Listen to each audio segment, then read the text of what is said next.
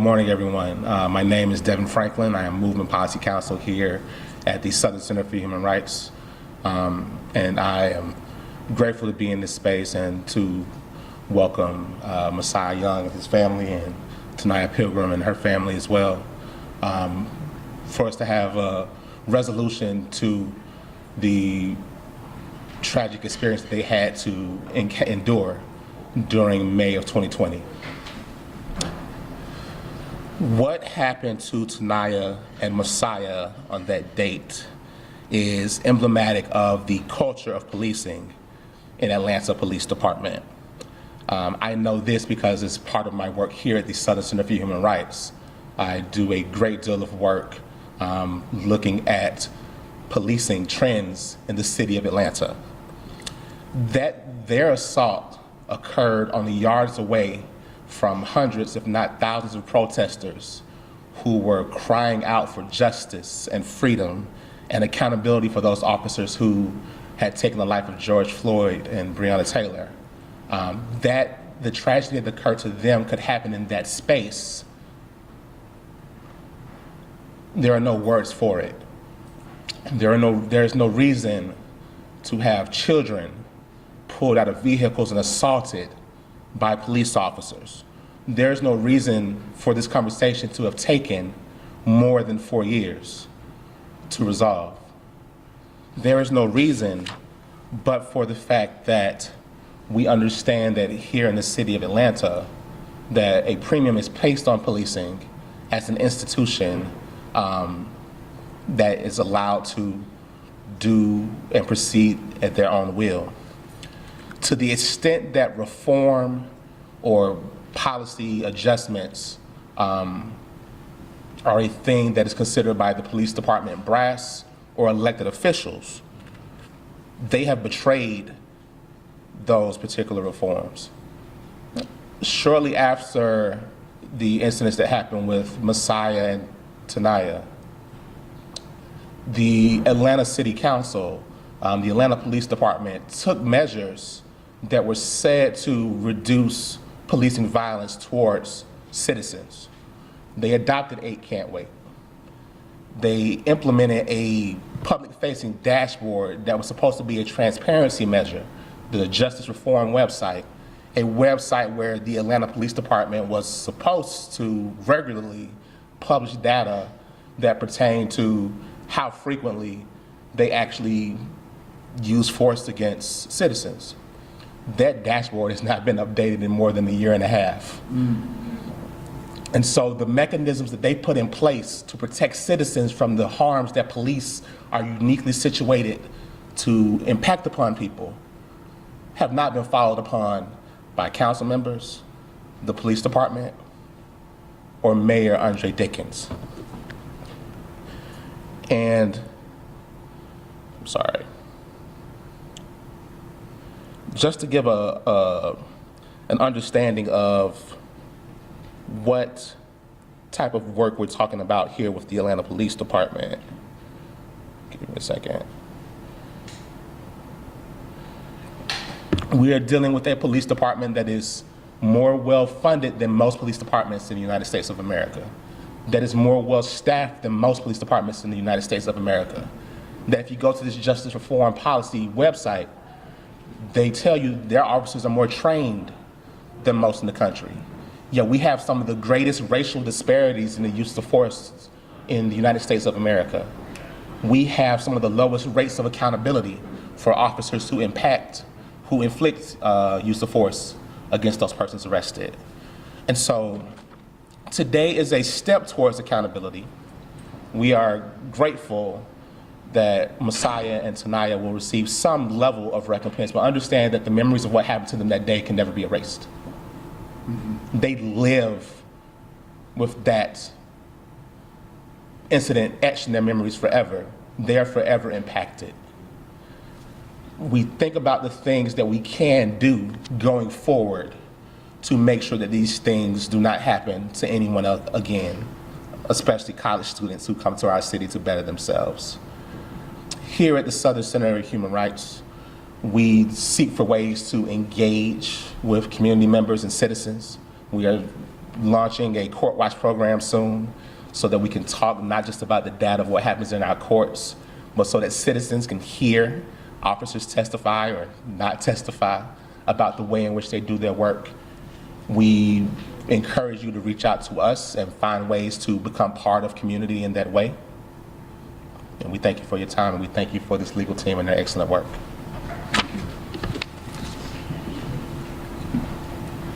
There was 2 law firms, but 1 legal team. We have been honored to work with my friends, Chris Stewart, Justin Miller, Diana Lee of the Stewart Miller Simmons law firm. These trial attorneys have been wonderful to work with because they are, like our firm, committed to justice. They have been warriors. They have been legal warriors, and it is a great honor that we've had a chance to combine forces to fight for these students, to set aside anything that might appear to be different, and to just be one legal team and to do that work. And so I know that Harold Spence, you'll hear from him in a moment. He's led our litigation team on this front. But at this time, I'd like to bring up, again, my friend and warrior in this work, Chris Stewart. Good morning. I'm attorney Chris Stewart. I, along with my law partner Justin Miller and Diana Lee, we represented Tanaya Pilgrim. I just wanted to make sure the general public understands the actual facts of this case. We've seen a lot of things misquoted. Tanaya and Messiah were not at the protests. They did not take part in the protests. They had nothing to do with the protest that night. They were driving in their car after getting something to eat and got stuck in traffic. That's what happened. And then, as you all saw from the video, which speaks for itself, you saw a 90-pound girl ripped out of a car, tasered multiple times, slammed on the ground, handcuffed, and put in the back of a van during the height of COVID with no mask, with a bunch of people who had actually been arrested. Tanaya was never arrested. She was never charged. We have no idea why they actually tasered her, assaulted her, handcuffed her, and put her in a van. What most of you don't know is later that night, an officer just opened the back of the van, took off her handcuffs, and pushed her away. And she was left on the street, half clothed, in the middle of protests that she wasn't there for. That's why the city settled this case. This is not a gift. This is not something that these kids didn't deserve. Both of these kids were innocent victims who were caught in traffic that night and mistaken for someone who was breaking the law. The city wouldn't just pay $2 million for no reason. We've taken multiple depositions of all the officers, of chiefs, of everybody. We know what actually happened because we got to talk to the officers and ask, why did you do this to this girl? The city heard, and the case settled for $2 million. We were proud to fight for them. We fight for victims. It doesn't matter your race, creed, color, gender. We fight for victims who have been abused. These kids were abused. And we've seen people say, well, that's our taxpayer money. It is. But it's also your taxpayer money that paid a 200-pound officer to taser a little girl, rip her out her car, and handcuff her and not arrest her. That's why police officers do need insurance, which we fought for forever, but never ever happens. Because then it wouldn't be your tax dollars, it would be insurance. But that won't happen because then that would be a third-party oversight. So maybe change will happen. But don't question, did these kids deserve it? Because if this was your daughter or son who innocently was driving a car and had this happen to them, what value would you put on it? Thank you to everybody that have been supporting for all these years, and thank you to our entire legal team that fought to get this done, and the city council members and the mayor. Thank you, Chris. We'd like to bring forward my law partner, Harold Spence, who has been our lead litigator And a lot of the depositions that Chris referred to, Harold has taken. And again, what we heard from these officers, from those that were deposed, is disturbing, deeply, deeply disturbing. That is where the focus should be, not on this final outcome. As Chris said, I completely agree. Nothing can compensate these young people for the traumatic experience that they went through, and that will be forever a part of their life, and that they will forever have to deal with as they go forward. Every time a police car pulls up, every time a police officer is in their presence, they will think twice, they will move differently, they will respond differently, they will have an emotional reaction because they know what's possible. And that is sad and sickening.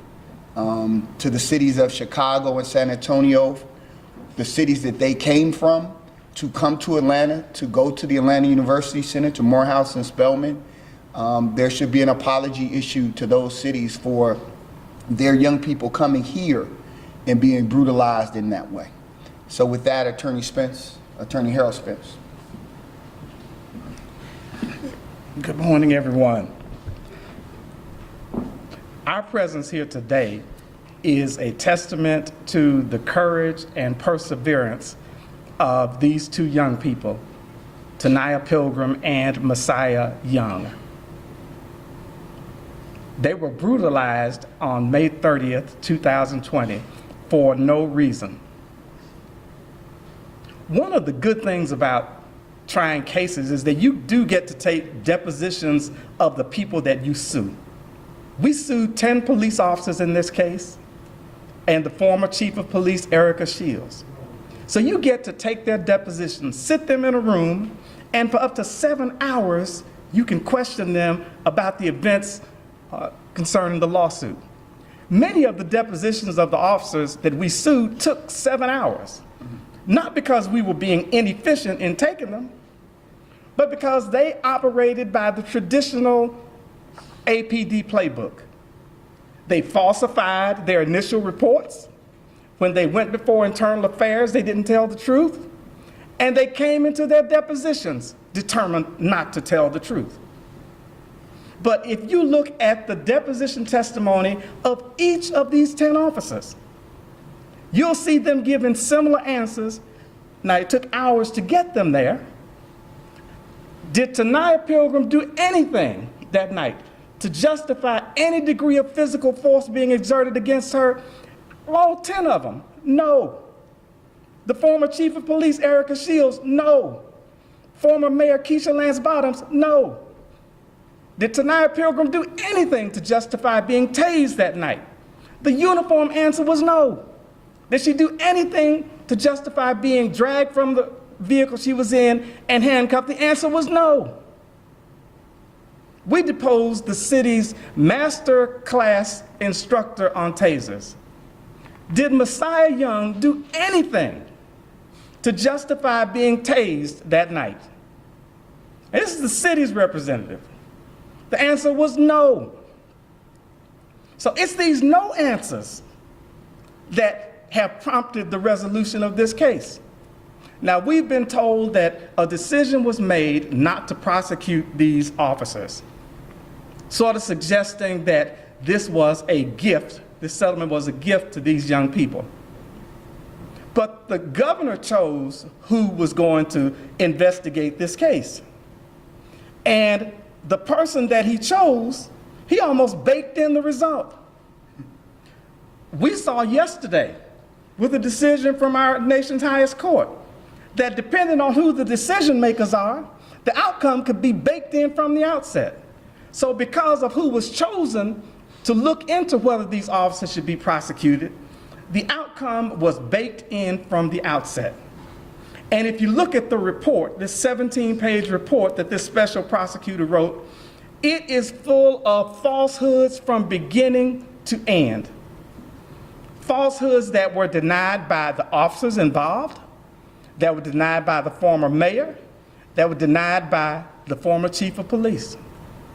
He said that everybody out there who's out there after 9 o'clock was supposed to be arrested. Nobody said that that was true. In fact, everybody denied it. The city still had a law in the books that said you have to be willfully and knowingly violating the curfew. There was zero evidence that Taniyah Pilgrim or Messiah Young willfully or knowingly violated any curfew. This special district attorney's report said that the officers were told that they should treat Messiah Young and Taniyah Pilgrim as if they were doing their darndest to tear down the city of Atlanta. I asked each of the 10 officers that. Were you told that that's how you should treat them? The answer was no. The former police chief, did you tell any officer that that's how they should treat these young people? No. The former mayor denied it. So it's right and just that we are here today. It's right and just that this matter has been resolved. I don't know how this would impact me if I had gone through what they went through when I was in my early 20s and a college student. To be surrounded by angry police officers who take out tasers and tase you for no reason, who take out guns and point them toward you, who shout conflicting commands toward you. It's a frightening and chaotic scene that these young people went through, something that has traumatized them, I suspect, for life. But notwithstanding that trauma, they've shown the kind of perseverance and courage that has gotten us here today. It's been an honor representing them, and I'd just like to say that a lot of the work that we did with Chris Stewart and Justin Miller's firm, we spent a lot of time together. I mean, weeks on end. And it was my great pleasure to work particularly closely with one of the attorneys there, Attorney Diana Lee, who is going to be a rising star in the legal profession. You may not know the name, but remember it, because she's going to be a rising star. So to Chris Stewart, Justin Miller, and Diana Lee, my law partner, Maoli Davis, and I thank you for having had this opportunity to work with you on this case. Thank you much. At this time, we'd like to have Messiah come up and share briefly. He will not be taking any questions, but he would like to just have a chance to address everyone as this closes out. His family has been here with him throughout this process. As we spoke earlier today, we just reminded one another that out of all of this, what matters most is family. And his family has stood by him, supported him, loved him, and continue to do so. And by large part is the reason that he's able to even stand after having gone through what he went through. Messiah.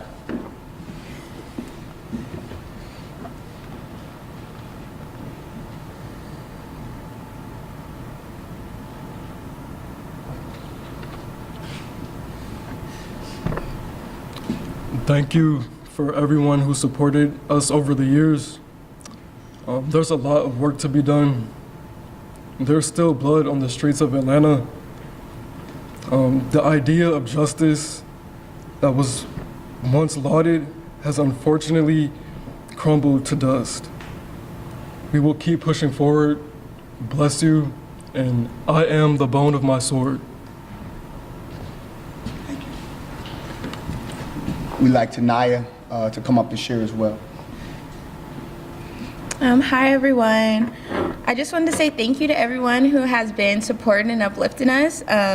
This situation occurred 4 years ago, and it's a memory that I've been wanting to forget, and I'm sure Messiah has too, but unfortunately, it is etched into our memory. But yeah, I just want to say I'm happy that this is finally settled. I'm happy to close this chapter of my life. And once again, I just want to say I really appreciate everyone, especially my lawyers and my family. And yeah, thank you guys so much. We'll take some questions. Chris, any questions? Yes. I know, but it was decided that the officers did not use excessive force and they wouldn't be charged. I think a lot of people thought this was over, and I'm guessing that's why they're calling this a gift to the college students, but can you just speak to the contrast between they didn't use excessive force, but then the city decided 13-1 that they deserve this money? Yeah, I would like to, and I'll let anyone else who wants to speak on it as well. And I do want to lift up that one, Alex Wan, very disappointing, you know, and I just hope that the voters remember who was the one who voted against them. I think that's important for the city and the voters to remember who would vote against this Morehouse and Spelman student who were minding their business at the time. The second piece, your question, we see too often, very rarely do we see police prosecuted. And so to think that this special appointed prosecutor who had a narrative and a report, as Attorney Spence mentioned, full of lies, of exaggerations, of falsehoods, did an investigation in the way that these lawyers who took the actual sworn depositions, it's just night and day. It's very easy when you're politically motivated to write off what happened to these young people. It's not so easy when each person has to sit in that seat, raise their hand, and under oath answer a series of questions that they could not deny. And so the legal department had an opportunity to be present and hear the results of those questions. That's different from this concocted, created narrative that this prosecutor, who has now been elevated to a Superior Court judge, was able to do and put forward. So everybody who understands how this system currently works is clear that what was presented as a report about why they could not be criminally prosecuted was nothing more than a political narrative that was necessary, again, to push back against any of the reforms that the community, and there were people in the street, and sometimes this is taken out of context. In 2020, people took to the street of all races, of all ages, and said, enough is enough. We see what's happening predominantly to black folk in America, and this has to stop. And so now there's been this swing the other way, and this report that this district attorney produced was a part of that swing in the other direction that, again, attempted to criminalize the victim, as so often is done when black, brown, and poor people are brutalized by law enforcement. And this is what we have to deal with when we deal with these cases, right? People think it's over, the case is done because it's not in the news anymore. But clearly it's not over for them. And behind the scenes, we've been working the entire 4 years to make sure we get to this moment in time. So because everyone doesn't see all of the work that goes into getting here, they say, I think it's over. They'll see a report and they say it's done, but it's not done. And the work still has to happen, and it's 4 years later. And so people just have to remember that just because they don't see it, or they see one report, it doesn't mean that the people who are fighting us to keep justice from happening aren't doing their work as well. As you noted, 4 years have passed. What are Messiah and Tanaya doing today? What's going on right now? Messiah is an artist, as you can see. He is an artist. He is an artist at heart. He is a creator, and we're looking forward to his creations, clothing, style, fashion. And so that's been his focus with the support of his family. So we're excited. I think it'll launch in November sometime, right? So in November, you know, when you all see me come to the next press conference, I'm going to be decked out with Messiah's gear, I think, if I can wear it. So, but that's what Messiah is doing. And Tanaya, I know, is getting ready to graduate. Yeah. I had to take a little break from school, but now I graduate in December, so yeah, I'm really excited. We can clap for that. I just wanted to ask in response to the last question. In this case, the city of Atlanta hired 3 private law firms to represent it. Representatives from these 3 private law firms participated in every deposition, in every phase of this case. a case in which several 100,000 pages of documents were exchanged. Part of the reason why the city settled this case was because the lawyers who were in the room, the lawyers who were litigating this case, told them, we can lose this. We should settle. It's in our best interest to settle. Now you see these resolutions and they say, we decided to settle because it would cost us more to defend the case than it would be worth. That's not why they did it. And it wasn't out of the goodness of their heart. They did it because they knew that they could lose. They knew that they were wrong. They won't admit it, but nobody pays $2 million as a gift to anybody. The officers responded to your questions in a deposition, but what reason did they give for this incident? None. They couldn't justify it. When we asked them, did Tanaya Pilgrim do anything to threaten you, to justify being taken? The answer was no, but you have to understand how these depositions work. You spend hours getting them up to this point, fighting through the lies, the resistance to acknowledging the truth, and ultimately there's nowhere else for them to go. They could provide no justification. And I just brought with me the chief of police's deposition. And I could turn to the page now and read the question and answer. Was there any legal justification for the force administered to Messiah Young and Tanaya Pilgrim? Her answer was no. Under oath, that's the former chief of police. So they couldn't give a reason because no justifiable or legal reason existed for them to exert any degree of force against these two young people. The city council issued or made some amendments to their resolution to issue this settlement. One of those amendments had to do with absolving themselves of taking any blame for this. That was one of the amendments. So what's your response to that? I mean, that's fine. You know, that's pretty standard in a lot of settlements. But to clear up one thing that has been misunderstood, they're saying the officers were found, you know, from the resolution, they didn't do anything, they didn't violate anything. Well, that's not fully true. We have to remember they were terminated. They were prosecuted by a DA. They were charged. The police chief found that they violated multiple things, the past police chief. That's 3 representatives of Atlanta finding that these officers had done something, and just 1 special prosecutor who disagreed. So that's 3 very important high-ranking people in Atlanta who found that they did something and that this settlement would have been deserving and that multiple things were violated, and 1 person who disagreed. So it's not fully accurate that the city never thought that these officers did anything wrong, because 3 high-ranking officials did.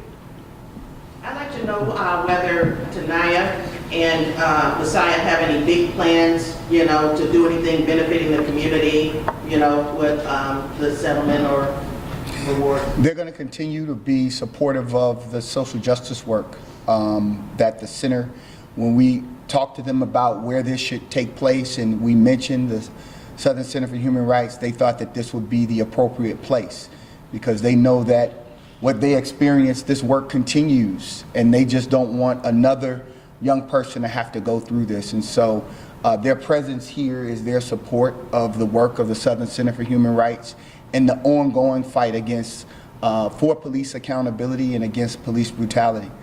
We thank you all for coming this morning. Again, we thank these law firms, we thank these families, but we also thank those who did take to the street, because we don't want to criminalize them because they did voice their First Amendment right to protest the death of George Floyd. And so we lift up the name of George Floyd today, and we remember what started all of this to try to make a change in America and a change in Atlanta.